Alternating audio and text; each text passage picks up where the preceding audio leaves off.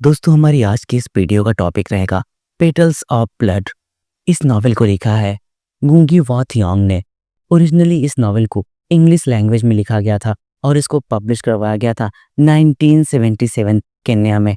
Kenya के independence की बात की ये कहानी 4 मेन कैरेक्टर्स मुनीरा, अब्दुल्ला, वंजा और करेगा, इन्हीं चारों के इर्द गिर्द घूमती है। इन सभी की जिंदगी केन्या में हुए माओ माओ मूवमेंट के कारण आपस में जुड़ जाती है। शहरी जीवन से बचने के लिए ये सभी इल्मोरोक के छोटे देहाती गांव में चले जाते हैं। तो दोस्तों आइए हम सबसे पहले इस नॉवेल के मेन कैरेक्टर्स को डिस्कस कर लेते हैं, उसके बाद हम इसकी समरी को देखेंगे।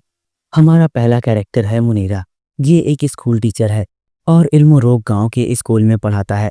ये वांजा नाम की एक लड़की से प्यार करता है। अगला कैरेक्टर है वांजा। एक अनुभवी बारमेड के रूप में वांजा शहर में अपने अतीत से भाग जाती है। वो करेगा से प्यार करने लगती है। हालांकि मुनीरा वांजा से प्यार करता है। एक मेहनती बारमेड होने के नाते वो अब्दुल्ला की दुकान को सफल बनाने में मदद करती है, लेकिन वो बाद में एक प्रोस्टिट्यूट बन जाती है। अगला कैरेक्टर है अब्दुल्ला। अब्दुल्ला एक दुकानदार है जिसने माओ माओ विद्रोह में अपना पैर गंवा दिया था। अब्दुल्ला के जीवन की मुख्य संपत्ति उसकी दुकान और उसका गधा है। उसके साथ जोसेफ नाम का एक लड़का भी रहता है और भाई की तरह उसकी देखभाल करता है। हमारा अगला कैरेक्टर है करेगा, जो कि एक सहायक अध्यापक के रूप में मुनीरा के स्कूल में पढ़ाता है, लेकिन बाद में करेगा का मोह भंग हो जाता है और वो शहर की ओर चल पड़ता है। वो नैरोबी नाम की एक जगह की यात्रा करता है और उसके बाद वो समाजवाद से मोहित हो जाता है और फिर वो समाजवाद के सिद्धांतों और कानून की शिक्षा लेना शुरू कर देता है। अपने युवा अवस्था में करेगा ने मुनीरा की बहन को डेट किया था और फिर बाद में मुनीरा की बहन ने आत्महत्या भी कर ली थी। मुनीरा को इस बात का पता तब चलता है जब करेगा थिंग एटा नाम की एक नशीली पदार्थ यानी कि शराब पीने के बाद ये बात दूसरों को बताई थी। हमारा अगला कैरेक्टर है न्याकिन युवा। न्याकिन युवा गांव की सबसे पूजनीय महिला और वांजा की दादी है। ये महिला गांव के सभी पारंपरिक अनुष्ठान संपन्न कराती है। शुरुआत में उसे मुनीरा के ऊपर संदेह होता है कि ये भी अपने पूर्वजों की तरह गांव छोड़कर भाग जाएगा। अगला कैरेक्टर है किमेरिया, एक निर्दयी व्यवसायी जो केन्या के नए अभिजात वर्ग का हिस्सा है। इल्मोरोग में उसके व्यापारिक हित हैं और उसका वांजा से पहले से भी रिश्ता रहा है। जब गांव वाले अपने राजनेता से मिलने के लिए नैरोबी जाते हैं तो किमेरिया वांजा को बंधक बनाकर उसका बलात्कार करता है। अगला कैरेक्टर है चुई। ये चुई पूर्व में यूरोपीय सीरियाई स्कूल में एक स्कूली छात्र एक छात्र विद्रोह का नेतृत्व करता है। हालांकि जब वो स्कूल का नेतृत्व करने के लिए वापस आता है तो वो औपनिवेशिक शासन के दौरान मौजूद अत्याचारों से कहीं अधिक अत्याचार करता है। बाद में वो केन्या के एक नए अभिजात वर्ग में से एक बन जाता है। हमारा अगला और लास्ट कैरेक्टर है नदेरी वारीरा। ये व्यक्ति इल्मोरोग जिले के स्थानीय राजनेता नैरोबी में रहते हैं और काम करते हैं। ये एक ऐसे जननेता हैं जो ग्रामीणों की अपील नहीं सुनते जब वो उनसे मिलने जाते हैं, बल्कि इल्मोरोग में उनकी दिलचस्पी केवल व्यापार के लिए है। ये किमेरिया और चुई के साथ व्यापार करते हैं। तो दोस्तों ये थे इस नॉवेल के सभी कैरेक्टर्स। अब आइए हम इसकी समरी को डिस्कस करते हैं। इस नॉवेल की शुरुआत 4 मुख्य पात्रों से होती है, मुनीरा, करेगा, वंजा और अब्दुल्ला। इन सभी को पता चलता है कि केन्या में 3 लोग, 2 व्यवसायी और एक शिक्षक की आग से मारे जाने में मौत हो गई है। इस बात के पता चलने के तुरंत बाद ही ये कहानी पास्ट में शुरू होती है, यानी कि ये कहानी समय में पीछे जाती है जब मुनीरा इल्मोरोग गांव में आता है एक टीचर के रूप में।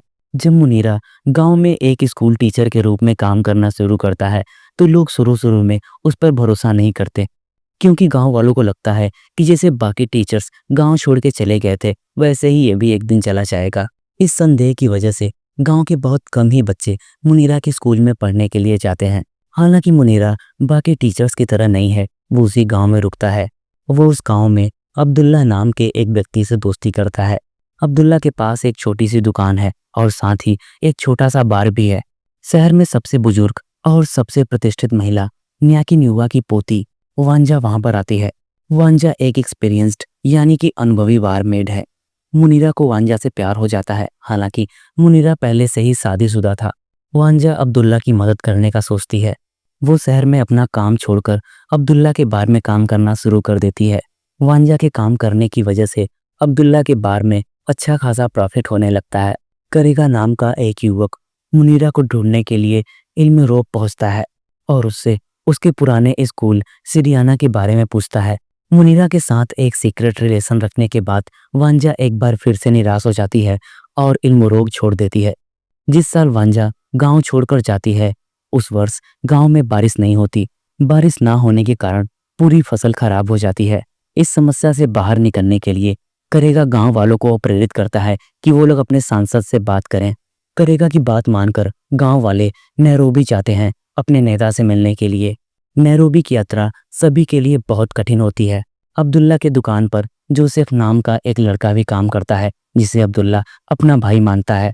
जोसेफ बीमार पड़ जाता है। नैरोबी पहुंचने पर गांव वाले हर तरफ से मदद की गुहार लगाते हैं। वो सभी उस बीमार बच्चे जोसेफ के लिए भी मदद मांगते हैं, लेकिन एक पादरी उन्हें भिखारी समझकर लौटा देता है। वो सभी किसी और घर पर मदद के लिए जाते हैं, लेकिन तभी उन लोगों को कुछ लोग घेर लेते हैं और एक बिल्डिंग में ले जाते हैं। इस बिल्डिंग में एक निर्दयी व्यवसायी किमेरिया उन सभी गांव वालों से पूछताछ करता है। इसके अलावा वो वांजा को ब्लैकमेल भी करता है और उसके साथ रेप भी करता है। नैरोबी पहुंचने और सांसद से बात करने के बाद गांव वालों को एहसास होता है कि कुछ भी नहीं बदलने वाला, क्योंकि उस सांसद ने उनकी बातों पर ध्यान ही नहीं दिया। हालांकि गांव वालों की मुलाकात एक वकील से होती है जो उनकी और उनकी ही जैसे मुश्किल में फंसे लोगों की मदद करना चाहता है। ये वकील एक अदालती मामले के जरिए इल्म रोग की दुर्दशा को उजागर करता है। इससे राष्ट्रीय प्रेस यानी कि मीडिया का ध्यान आकर्षित होता है और इल्म रोग को बहुत सारा दान मिलता है।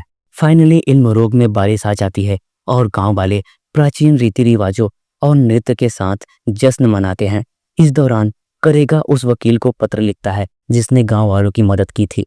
करेगा उस वकील से आगे की शिक्षा लेने के बारे में पूछताछ करता है।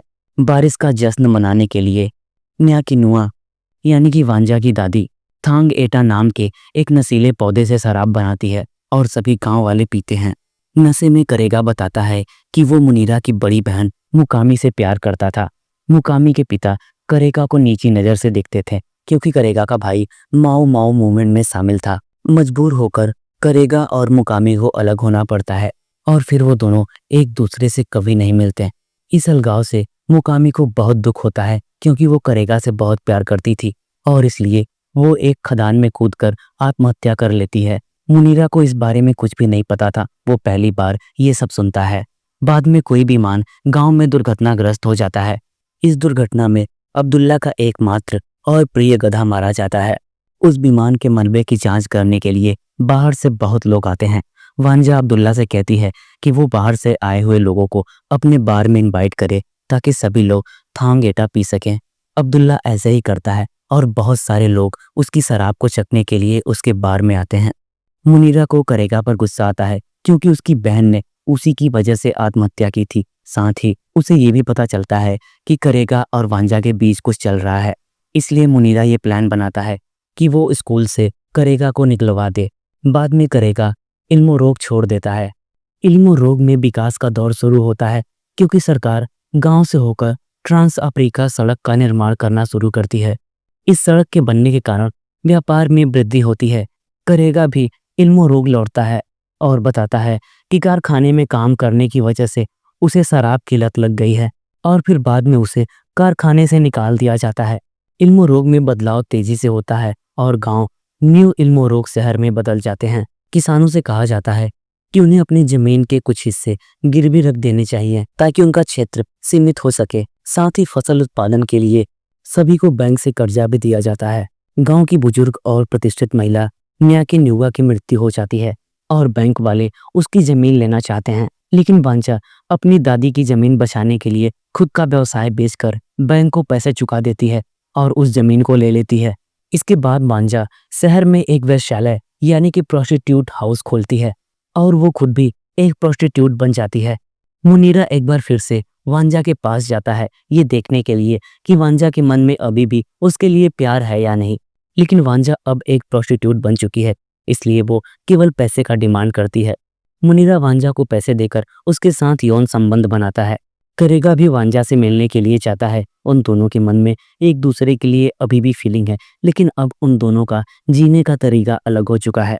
वांजा आखिरकार उन सभी पुरुषों से खुद को अलग करने के लिए सोचती है जिन लोगों ने उसके जीवन में उसका शोषण किया है। वो उन्हें अपने वेश्यालय में लाना चाहती है और अपनी सभी प्रोस्टिट्यूट को वहां से भेज देना चाहती है। वो दलित लेकिन महान अब्दुल्ला को अपने साथी के रूप में चुनना चाहती है। मुनीरा हमेशा वांजा के वेश्यालय पर नजर रखता है और करेगा को हमेशा वहां आते जाते हुए देखता है। किसी धार्मिक उत्साह पर वो उस वेश्यालय पर पेट्रोल डाल देता है और उसे आग लगा देता है और उस वेश्यालय को जलते हुए देखने के लिए वो एक पहाड़ी पर चला जाता है। वांजा किसी तरह से बच जाती है, लेकिन आग के खराब धुएं की वजह से उसे अस्पताल में भर्ती होना पड़ता है। वांजा के द्वारा वेश्यालय में बुलाए गए अन्य लोग आग की चपेट में आकर मर जाते हैं। लास्ट में मुनीरा को आग लगाने के लिए सजा सुनाई जाती है।